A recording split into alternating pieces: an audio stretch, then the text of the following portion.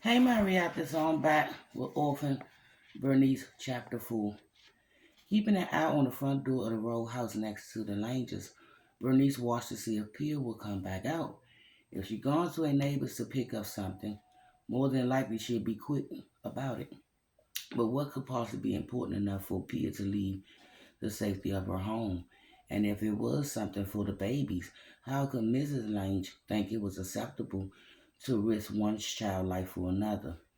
Bernice wondered if Mrs. Lange was dead, and if so, who was taking care of those precious twin boys? And what felt like forever, Pia was nowhere to be seen. Bernice couldn't take it any longer. She had to know why Pia left, and most of all, if the twins were all right. She just had to, without giving it another thought. She spun around, grabbed her coat, and hurried out the apartment. Sweating in the dank hallway, she walked as fast as she could without running.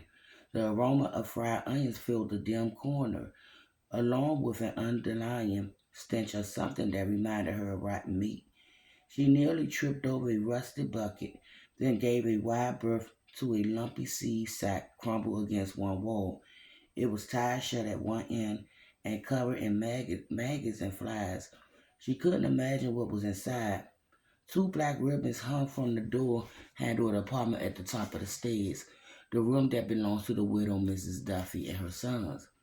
That's what you get for being a know-nothing drunk, she thought. You should have stuck with your own kind, instead coming here to cause trouble with the rest of the bog jugglers. Her thoughts were unchristian, but she didn't care. Mrs. Duffy was lazy and trying. She let her sons yell out the window, and she sang loud, strange songs in the hallway in her heavy Irish voice, using words no one understood. She showed too much cleavage and came home late at night, her face flushed with alcohol, her hair a mess. Bernice couldn't count the numbers of times she peeped out her door after midnight to watch Mrs. Duffy fumbled with her keys in the hall, mumbling and unaware she was being watched.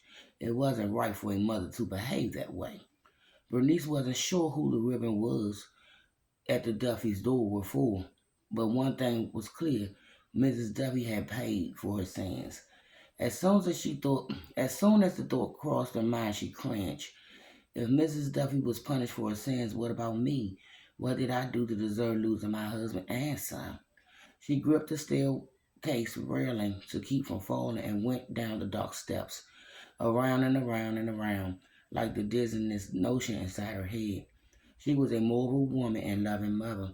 She was fair-minded and kind, and she has been a virtuous wife to her husband. She hadn't done anything to deserve losing him or Wallace. The flu took whoever it wanted. By the time she reached the bottom floor, she was woozy and breathless, and one of her headaches had started. She stopped in the foyer and rubbed her temples, trying to focus on the task at hand. She needed to find out why Pia had left her building and if the twins were still alive. She wasn't sure what she would do if the babies were dead from the flu, but she had to know one way or another. Then she had another thought. What if Mrs. Lange answered the door and wanted to know what she was doing there? How would she explain herself? Anger churned at the bottom of her rib cage again. If Mrs. Lange was there, Bernice would let her know in no circumstances terms that she was crazy and careless for letting her daughter outside at a time like this. If Pia were her child, she had kept her home where she was safe. Crossing the foyer, she grabbed the handle of the front door, ready to march across the street and give Mrs. Lange a piece of her mind. Then she hesitated. She needed to make sure the coast was clear and Pia wasn't on her way back. She opened the front door a crack and peered out, checking left and right. The streets were empty. She hurried down the steps across the cobblestone and up the stairs of the Lange's building. Their room Their rooms were in the front of the house, to the left of the fire escape. She knew because she seen Mrs. Lange hanging blankets and pillows over the sill. Germans were always hanging things outside, rugs, curtains, clothes, even in the winter. She didn't understand it. When she stepped inside the foyer, she clasped a hand over her mouth and nose. The Lange's row house smelled worse than hers, as if she'd been closed up for years. But there was no time to waste wondering why. She climbed the steps as quickly as possible, rapped her knuckles on the Langer's door, and looked up and down the hallway. She was vibrating with nerves, every sense on her high alert. If she had heard someone coming into the building and up the stairs, she would scurry into the shadows of the end of the hall, then wait and see who it was. If it turned out to be Pia, she'd go home and try to forget about the twins if she could. She knocked again, leaned close to the door, and said as loudly as she dared, "Mrs. Lange, are you there?" No answers. "Mrs. Lange." No sound came from the other side. No talking or banging dishes. No radio played.